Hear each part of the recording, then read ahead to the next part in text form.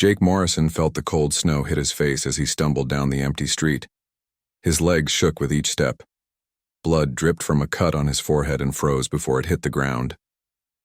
The city of Detroit looked like a ghost town around him. 3 days ago, everything changed. The aliens came from the sky in ships that looked like black metal tears. They did not use bombs or guns. Instead, they sent out waves that hurt people's minds. Most humans just stopped moving and fell down. They lay there with their eyes open, but they were not really there anymore. Jake was a lieutenant in the army. He worked with radios and computers. When the alien ships first appeared, he was at the base trying to call other cities. One by one, the voices on the radio went quiet. Then his friends started falling down too. Their eyes went blank and they did not respond when he shook them. The only reason Jake was still walking was because of the metal chip in his head. All soldiers had them to help with communications. The chip was keeping the alien waves from completely taking over his mind. But Jake could feel it getting weaker. The alien signals were too strong. He had been walking for hours now. His radio was dead. His truck had stopped working when the aliens attacked all the electronics. Jake did not know where he was going. He just knew he had to keep moving. If he stopped, he would end up like everyone else. The snow was getting heavier. Jake could barely see 10 feet in front of him. His army jacket was torn from when he fell through a broken window earlier. The cold was making everything worse. His fingers were so numb he could not feel them anymore. Jake turned into an alley behind what used to be a coffee shop. The alien ships hummed overhead, but he could not see them through the snow. The sound made his head hurt even more. It felt like someone was drilling into his skull. His legs gave out. Jake crashed into the snow next to a pile of garbage bags. He tried to get up, but his body would not listen. The chip in his head was making a small beeping sound. That was not good. When the chip failed completely, he would become like all the others. Jake lay there looking up at the gray sky. Snowflakes landed on his face and melted. He thought about his sister Amy back in Texas. Was she still alive? Were there any humans left who could still think? The cold was making him sleepy. Jake knew that was dangerous. If he fell asleep in the snow, he would die. But he was so tired. The alien signals were getting stronger. His head felt like it was full of cotton. He closed his eyes and waited. Footsteps crunched in the snow nearby. Jake tried to open his eyes, but they felt too heavy. Someone was walking toward him. Maybe it was another soldier. Maybe help had finally come. Warm hands touched his face. The hands were rough and cracked from cold, but they were gentle. Jake managed to open his eyes a little. An old woman was kneeling next to him in the snow. She had gray hair sticking out from under a dirty knit hat. Her clothes were old and patched up many times. "You're not dying tonight," the woman said. Her voice was calm and sure. The woman placed one hand on Jake's chest, right over his heart. Something strange happened. Warmth spread through his body, starting from where she touched him. The drilling pain in his head started to fade. The beeping from his chip got quieter. Jake could think clearly for the first time in hours. The alien signals were still there, but they felt distant now, like background noise instead of screaming in his ears. "How?" Jake whispered. His voice was rough from the cold. The woman smiled. She was missing a few teeth, but her eyes were kind. "Been living down in the tunnel since they came. The signals don't work on folks like me." "Folks like you?" "The forgotten ones. The ones society don't see." She helped Jake sit up in the snow. "Been gathering others. You're lucky I found you when I did." Jake looked around the alley. Everything looked different now that his head was clear. He could see details he had missed before. There were footprints in the snow leading to a metal grate near the wall. Someone had been living here. "I'm Martha," the woman said. "Martha Collins. Been homeless for about 10 years now. Never thought it would save my life." "Lieutenant Jake Morrison," Jake said. He tried to salute, but his arm was too weak. "Military, huh? Good. We need someone who knows how things work up here." Martha looked at the sky where the alien ships were humming. "Got a feeling this is just the beginning." Jake tested his legs. With Martha's help, he could stand up. The warmth was still spreading through his body from where she had touched him. His chip had stopped beeping completely. Whatever Martha had done, it had fixed something. "There are others?" Jake asked. "More every day. Turns out the people society threw away might be the ones who save it." Martha started walking toward the metal grate. "Come on, let's get you warm and fed, then we can figure out what to do next." Jake followed Martha to the grate. She pulled it open easily. Warm air flowed out from below. There were lights down there and the sound of people talking quietly. As Jake climbed down after Martha, he realized something important. The aliens had made a mistake. They thought all humans were the same. They thought their signals would work on everyone. But they were wrong. And if they were wrong about this, what else were they wrong about? The tunnel was warmer than Jake expected. Old subway tiles covered the walls and electric lights hung from the ceiling. The lights were not very bright, but after 3 days of darkness above ground, they felt like sunshine. Martha led Jake down a long hallway. They passed several doorways that led to small rooms. Jake could hear people talking quietly inside. Children were crying somewhere in the distance. The smell of cooking food made his stomach growl. "How many people are down here?" Jake asked. "About 40 so far," Martha said. "More keep coming. Word spreads fast on the street when there's a safe place to go." They walked into a large room that used to be a subway station. People sat around small fires in metal cans. Most of them looked like they had been living rough for a long time. Their clothes were patched and dirty, but their eyes were clear and alert.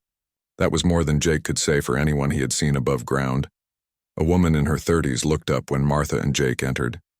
She had short black hair and wore a lab coat over torn jeans. The coat was dirty, but Jake could still see her name tag. "Dr. Lisa Park." "Another one?" Lisa asked. She stood up and walked over to them. "Military," Martha said. "Found him almost gone in the alley." Lisa looked at Jake with interest. "You had neural implants, didn't you? I can see the insertion scar." Jake touched the spot behind his ear where his chip had been installed. "How did you know?" "Because you should be completely brain dead by now. The military implants actually make the alien signals stronger. You surviving this long means something else is helping you." Lisa gestured for them to sit by one of the fires. "Martha, did you touch him?" "Course I did. Boy was dying." Lisa nodded like this explained everything. "That's what I thought. Jake, you just experienced something that might save the human race." Jake sat down on a piece of cardboard near the fire. The warmth felt good on his hands. "I don't understand. What did Martha do to me?" "Before I explain that, you need to understand what we're dealing with." Lisa pulled out a small notebook covered in handwriting. "The aliens aren't trying to kill us. They're trying to control us." "Control us how?" "The signals they're broadcasting attack a specific part of the human brain. It's called the anterior cingulate cortex. That's the part that helps us fit into groups and follow social rules." Jake frowned. "So they're making us more social?" "No, the opposite. They're shutting that part down completely. When it stops working, people can't think for themselves anymore. They just sit there waiting for orders that never come." A young man walked over to their group. He was thin and pale, maybe 20 years old. He had trouble looking directly at anyone, but his eyes were very intelligent. "Danny, come meet Jake," Martha said. "Jake, this is Danny Rodriguez. He's been watching the aliens for us." Danny sat down but kept his eyes on the ground. "The signal patterns changed 6 hours ago," he said quietly. "I think they're getting ready for Phase 2. "Phase 2? Jake asked. Lisa answered. "Danny has autism. He's really good with patterns and electronics. He built a radio setup that can monitor alien communications." "They're confused," Danny continued. "Their computers say all humans should be controlled by now. But people keep moving around. They don't understand why their plan isn't working." Jake looked around the room at all the people who were still thinking and talking. "But why aren't you affected?" "Any of you?" "That's the interesting part," Lisa said. "Look around this room. What do you see?" Jake studied the faces near the fire. He saw homeless people, some who looked mentally ill, others who seemed very poor. There was an old man mumbling to himself in the corner. A woman with scars on her arms rocked back and forth. Several people had the signs of long-term drug use. "I see people who've had hard lives," Jake said carefully. "Exactly. And what do all these people have in common? They've lived outside normal society. They never fully adapted to following social rules. Lisa's eyes lit up as she explained. The part of the brain the aliens are attacking? It doesn't work the same way in people who are homeless, mentally ill, autistic, or addicted. Their brains are wired differently. So the alien's weapon doesn't work on them? Right, but it's more than that. People like Martha can actually protect others. When she touched you, she somehow shared her immunity. Jake thought about the warmth that had spread through his body when Martha put her hand on his chest. How is that possible? I'm not completely sure yet, but I think it has to do with mirror neurons. When someone with immunity has close physical contact with someone affected, their brain patterns can influence the other person. An older woman approached their group. She moved with authority despite her torn clothes and missing teeth. Martha, we need to talk about supplies. And the Rodriguez boy says more people are coming tonight. Jake, this is Betty Thompson, Martha said. Betty used to live in Chicago before the aliens came. She's been helping organize things down here. Betty studied Jake with sharp eyes. You military? Yes, ma'am. Lieutenant Jake Morrison. Good. We need someone who knows how the Army works. I've been thinking we need to contact other cities. See if the same thing is happening everywhere. Danny looked up from where he was sitting. I've been trying to reach other places with my radio. Los Angeles has people in the storm drains. New York has groups in the subway tunnels. London too. It's worldwide then, Jake said. Seems like it, Betty replied. Which means we're not just survivors hiding in tunnels. We might be the resistance, Lisa leaned forward. There's something else. The immunity can spread. I've been testing it. If someone immune spends enough time in close contact with affected people, they can make the immunity permanent. What kind of close contact? Jake asked. Touch, conversation, care. The things humans do naturally when they help each other. Lisa smiled. The aliens' biggest mistake was attacking the part of our brains that makes us social. They didn't realize that some humans are social in different ways. Martha stood up and put her hand on Jake's shoulder again. The warmth flowed through him immediately. Boy's got a good heart. The immunity will stick with him. How can you tell? Jake asked. Been living on the streets for 10 years. You learn to read people fast. You got the kind of soul that doesn't give up on others. Danny suddenly stood up and hurried to a corner where his radio equipment was set up. Something's happening. The alien signals just changed again. Everyone gathered around Danny's makeshift radio station. It was built from parts scavenged from old electronics, but it looked complex and well-designed. They're sending new signals, Danny said. Different frequency. It's not going to human brains this time. What's it going to? Betty asked. Danny's face went pale. Ships, lots of ships. They're calling for reinforcements, Lisa grabbed Jake's arm. They're going to send ground troops. The mind control didn't work completely, so they're moving to Plan B. Jake felt something change inside him. 3 days ago, he had been a communications officer following orders. Now he was part of something bigger. These people who society had forgotten were the only ones who could fight back. Then we better get ready, Jake said. How fast can this immunity spread to other people? Martha smiled. Faster than you might think. People are good at taking care of each other when they have to be. Outside, the alien ships hummed louder in the sky. But down in the tunnels, 40 people who weren't supposed to matter were planning to save the world. 2 weeks had passed since Jake found his way into the tunnels. The underground station now housed over 200 people. More arrived every day, brought by the immune who ventured above ground to search for survivors. Lisa had been working non-stop on her immunity research. She had set up a small lab in one of the old ticket booths using medical supplies they had scavenged from hospitals. Her latest discovery was the most important yet. Jake, you need to see this, Lisa called from her makeshift lab. Jake walked over to where Lisa was testing a new arrival. The man was in his 40s, well-dressed, and had the blank stare of someone affected by the alien signals. But something was different about him today. Watch, Lisa said. She had Martha place her hands on the man's shoulders. Keep contact for 60 seconds. Jake timed it on his watch. After exactly 1 minute, the man blinked. His eyes focused. He looked around in confusion. Where am I? What happened to my office? The man asked. The immunity transfer is getting faster, Lisa explained to Jake. At first, it took hours of contact. Now Martha can do it in minutes. How? Practice. The more people she helps, the stronger her ability gets. It's like the immunity is learning how to spread itself. The man they had just cured started crying when Lisa explained what had happened to the world. Martha sat with him and held his hand while he processed the news. More people would need to be helped through this. Danny approached from his radio corner. He had been monitoring communications constantly. Jake, I've got good news and bad news. Give me the good news first. I made contact with a military base in Colorado. They've got about 50 soldiers who are still functional. They want to coordinate with us, and the bad news? The aliens started landing troops 3 hours ago. Big ships full of soldiers in armor. They're setting up bases in every major city. Jake felt his stomach drop. How long do we have? They're being careful, scanning everything before they move. Maybe 2 days before they find the tunnel entrances. Betty Thompson had been listening to their conversation. Over the past 2 weeks, she had become the unofficial leader of their growing community. She had a gift for organizing people and resources. Then we need to move fast, Betty said. Jake, can you get us in touch with those Colorado soldiers? I'll try. Danny, can your radio reach that far? If we boost the signal, I've been working on a bigger antenna. Lisa looked up from her patient. Before we do anything else, we need to test something. Jake, I want you to try transferring immunity to someone. Me? But I'm not like Martha. I don't have her natural ability. You've been exposed to immunity for 2 weeks now. Your brain patterns have changed. I think you might be able to help others now, too. They brought over a woman who had been found that morning.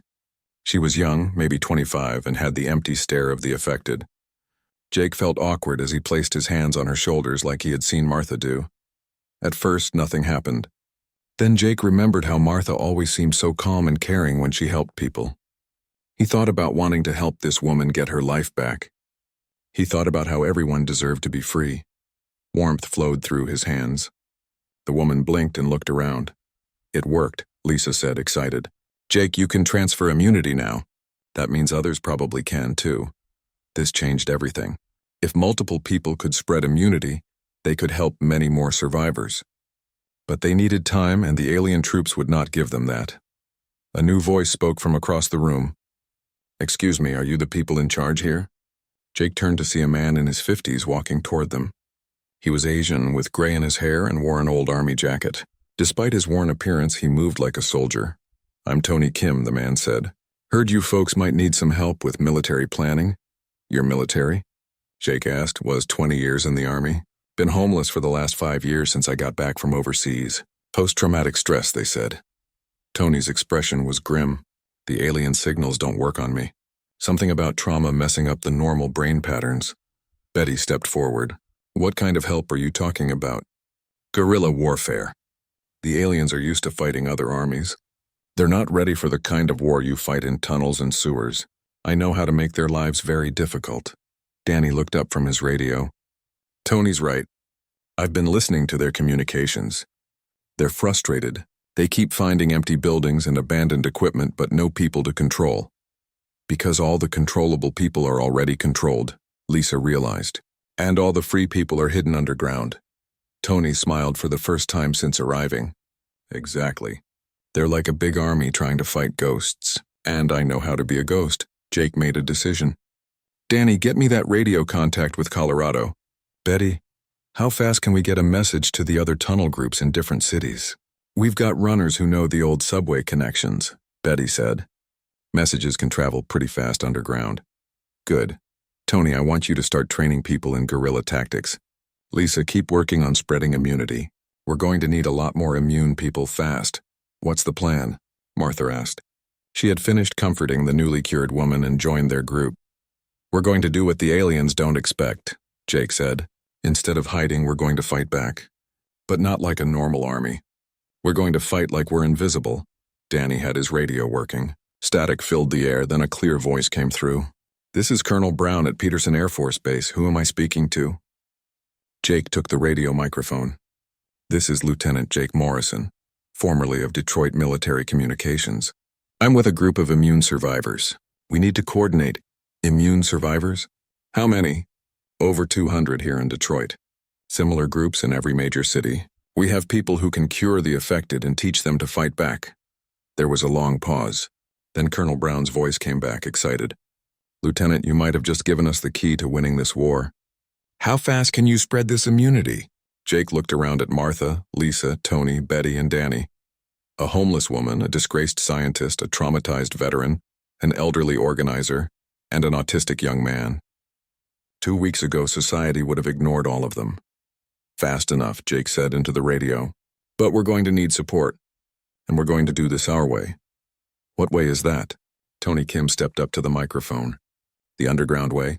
The way people fight when they have nothing left to lose. That night, the first alien ground patrol disappeared in the tunnels beneath Detroit.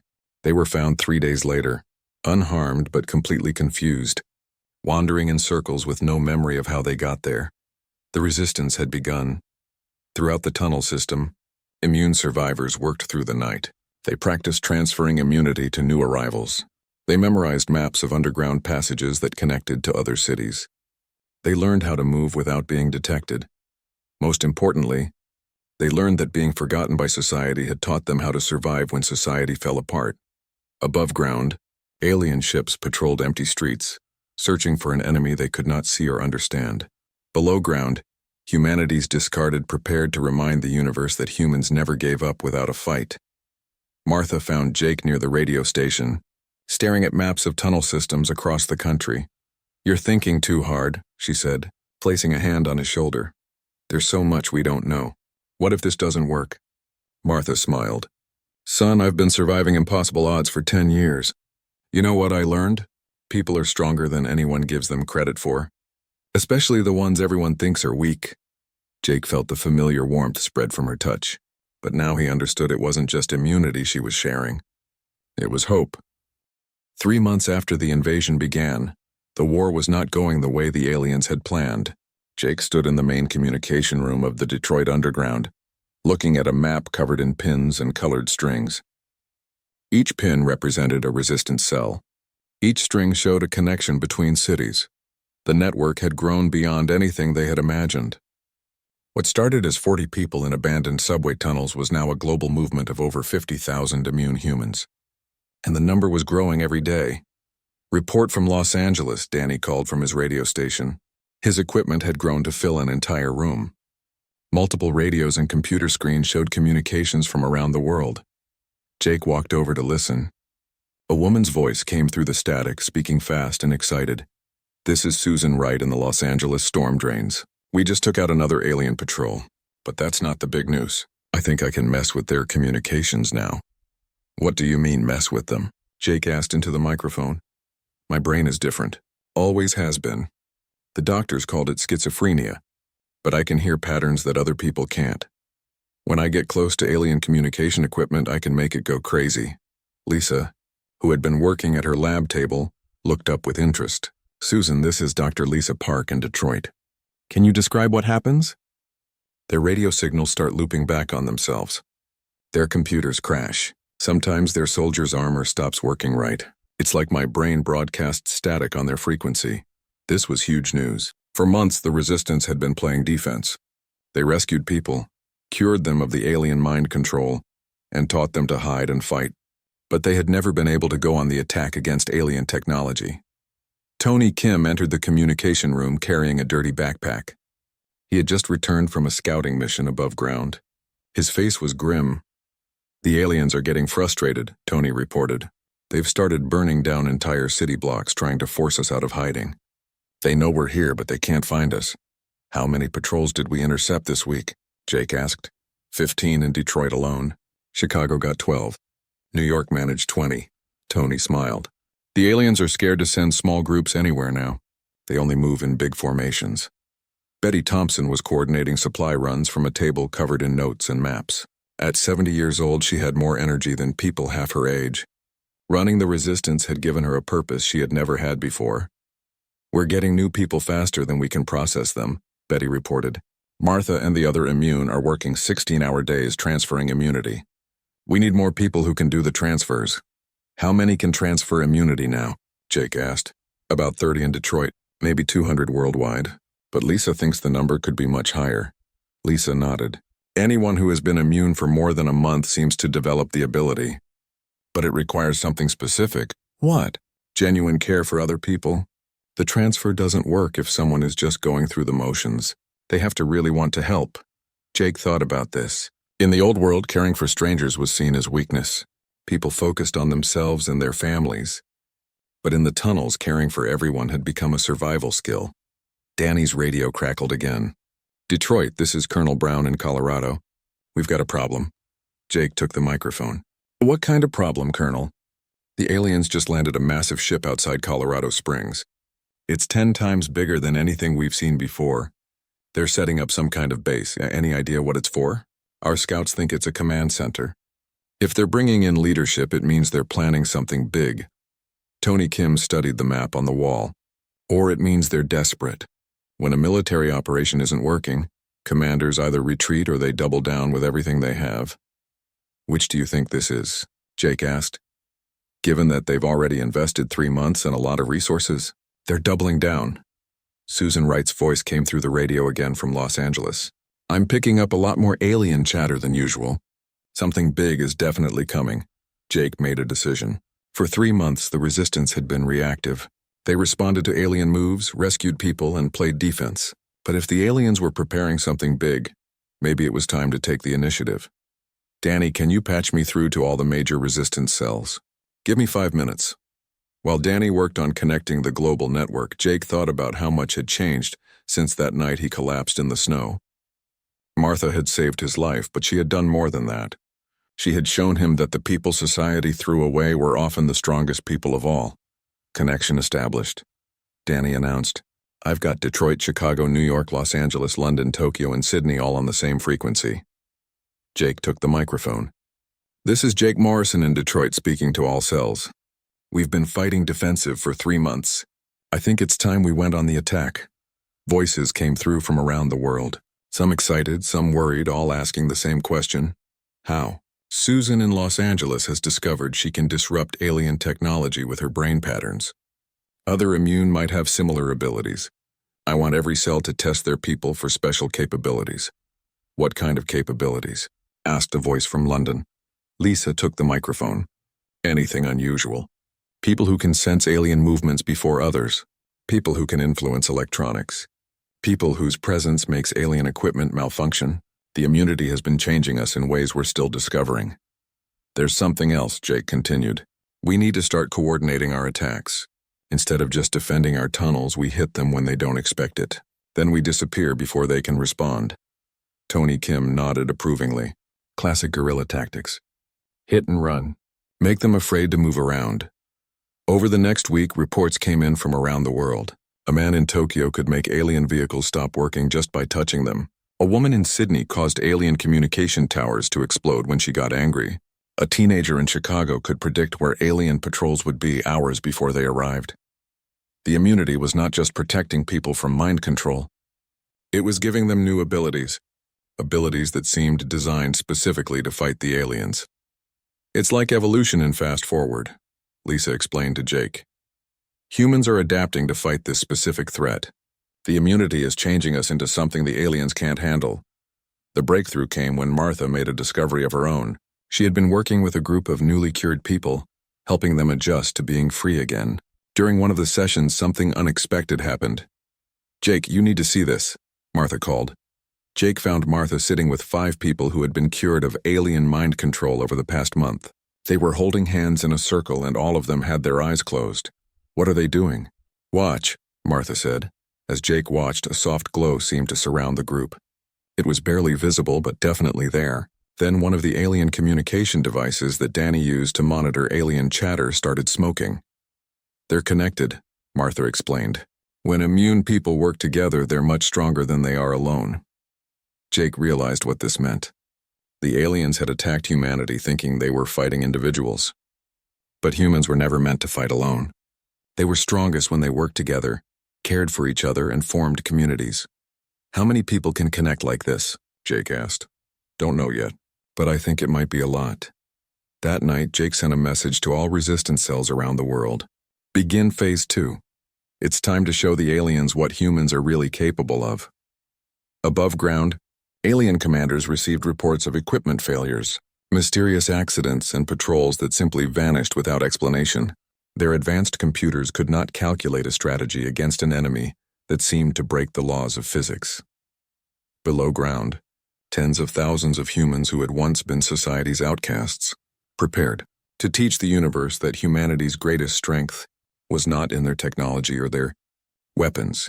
It was in their ability to care for each other, Even when the world ended, the war was about to change. 6 months after the first alien ships appeared in Earth's sky, the war was ending in a way no one had expected. Jake stood on a rooftop in downtown Detroit, looking up at the massive alien command ship that hovered above the city. But he was not looking up in fear anymore. The ship was in trouble. Lights flickered across its surface in patterns that did not make sense. Smoke poured from several sections. The alien commanders inside were discovering what happened when they tried to control a species they had completely misunderstood. "Status report," Jake said into his radio. Danny's voice came back from the underground command center. "All major cities report the same thing.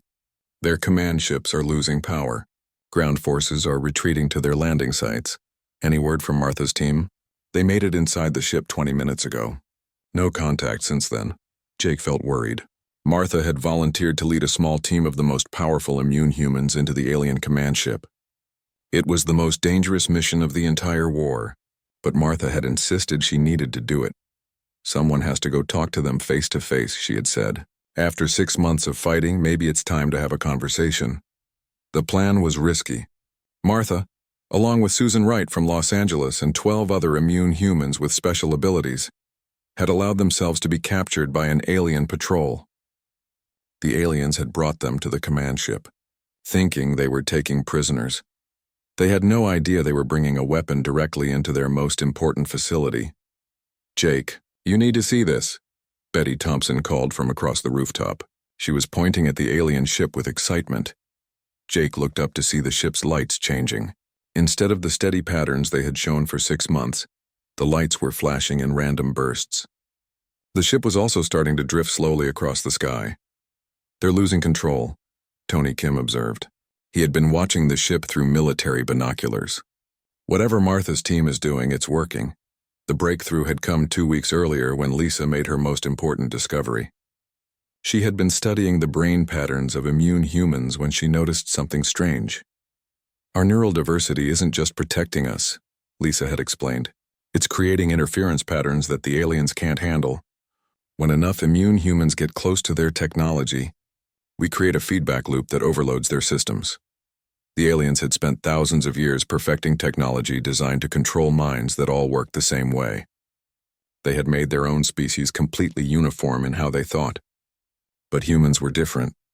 Every human brain was unique, and the immune humans were the most diverse of all. Jake's radio crackled. Martha's voice came through faint but clear. "Jake, are you there? Martha, are you okay? What's happening?" "We're in their main control room. Jake, you need to hear this. Their commander wants to talk." A new voice came through the radio. It sounded mechanical and translated, but Jake could hear confusion and something that might have been fear. "Human resistance leader, this is Command Unit Zethkar of the Kethvar Collective. We wish to negotiate." Jake exchanged looks with Tony and Betty. After 6 months of war, the aliens wanted to talk? "This is Lieutenant Jake Morrison, speaking for the human resistance. What do you want to negotiate?" "Withdrawal. We wish to withdraw from your planet, but we need understanding first." "Understanding of what?" There was a long pause. When the alien commander spoke again, its voice was quieter. "We do not understand how you defeated us. Our technology is superior. Our weapons are more advanced. Our ships are faster and stronger, but we are losing." Jake thought about how to explain it. How do you tell a species that eliminated their own diversity that variety was actually strength? "You made a mistake," Jake said finally. "You thought all humans were the same. You thought you could control us the same way you control your own people. But humans are not all the same. We studied your species for cycles before the invasion. We mapped your neural patterns. We designed the perfect control system. You mapped some human neural patterns, but not all of them. The humans you didn't study were the ones who saved us." Martha's voice came through the radio again. "Jake, I'm looking at their technology." "It's incredible, but it only works on brains that are all wired the same way. They can't handle diversity." "What do you mean?" Lisa, who had been listening from the underground base, spoke up. "I think I understand. Jake, ask them what happened to their own species. Ask them if they've always been so uniform." Jake repeated Lisa's question to the alien commander. Another long pause. Then, "No, long ago we were diverse, like you. But diversity caused conflict, disagreement, inefficiency. We eliminated it." "How?" We modified our genetics. We standardized our neural patterns. We became perfect, uniform, efficient. And what did you lose? Jake asked, though he was beginning to understand. We lost the ability to adapt, to change, to solve new problems. We can only defeat enemies who think like we do. When we encounter true diversity, our systems fail. Jake realized the full scope of what had happened. The aliens had made themselves so efficient that they had lost the ability to handle anything unexpected. They were like a perfect machine that could only work under perfect conditions. Jake, Martha's voice was excited. They're not trying to conquer us. They're trying to find what they lost. They've been searching the galaxy for species that still have neural diversity. Is that true? Jake asked the alien commander. Yes, we thought we could take your diversity and make it orderly, controllable, but it does not work that way. Because diversity can't be controlled, Jake said. It has to be free. The alien ship above them was now drifting at a steep angle. More sections were dark and the smoke was getting thicker. Command Unit Zethkar, your ship is in trouble. Do you need assistance? Yes, our systems are failing. Your people's neural patterns are causing cascading failures throughout our technology. We cannot function in their presence. Jake made a decision that would have seemed impossible 6 months ago. Martha, can you help them stabilize their ship long enough to leave Earth's atmosphere? You want me to help them? They're not evil. They're just limited, and they're going to leave. It took 3 hours to safely evacuate the alien forces from Earth. Martha and her team helped guide the aliens through the process of shutting down their neural control systems without destroying their ships. The aliens were grateful but also deeply confused by the concept of helping an enemy. As the last alien ship disappeared into space, Jake received a final message from Command Unit Zethkar. Human Jake Morrison. We will tell other species what we learned here. Your diversity makes you dangerous to invade, but it also makes you valuable to know. Some may wish to trade with you. Others may wish to learn from you. Be ready. A year later, Jake walked up the steps to a small house on the outskirts of Detroit. The house had a garden full of vegetables and flowers. A sign by the front door read, Martha Collins, Community Outreach Coordinator. Martha opened the door before Jake could knock. She smiled, and Jake felt the familiar warmth that had first saved his life in the snow. Right on time, Martha said. Come in, I just made coffee. The house was simple but comfortable. Photos on the walls showed Martha with various groups of people. Former homeless individuals who now had jobs and homes. Recovered addicts who had become counselors. Immune humans who worked as community leaders around the world. How's the new job? Jake asked as they sat in Martha's kitchen. Good. Turns out the government finally figured out that people who've lived on the streets know a lot about helping others survive. Martha poured coffee into 2 mismatched mugs. They put me in charge of helping people who fall through the cracks. And the immunity work? Still going strong. We've got centers in every major city now. Anyone who needs help can get it. And we're training more people to transfer immunity every day. Jake looked out the window at Martha's garden. Do you ever miss the tunnels? The feeling that we were fighting for survival? Martha was quiet for a moment. Sometimes, but then I remember what we were really fighting for. Not just to survive, but to prove that everyone matters, even the people society forgets about. Especially the people society forgets about, Jake said. Right, because they're the ones who see things differently, and different ways of seeing are what kept us human when the aliens tried to make us all the same. Jake's radio buzzed. He had kept his military communications gear even though the war was over. Now he used it to coordinate with the global network of immunity centers. Jake, this is Danny in the Detroit Center. We just got a message from deep space. Someone wants to make contact. Jake and Martha exchanged glances. Aliens? Jake asked. Different ones. They say they heard about what happened here. They want to trade knowledge about neural diversity. They think humans might be able to help them solve some problems they've been having. Martha smiled. Looks like we're going to be busy again. Are you ready for that, Jake? I spent 10 years living in tunnels and alleys. Then I spent 6 months fighting the most advanced military force in the galaxy. I think I can handle a few alien diplomats, Jake laughed. Any advice for dealing with them? Martha put her hand on Jake's shoulder, and he felt the warmth flow through him one more time. Same advice I always give. Remember that everyone has something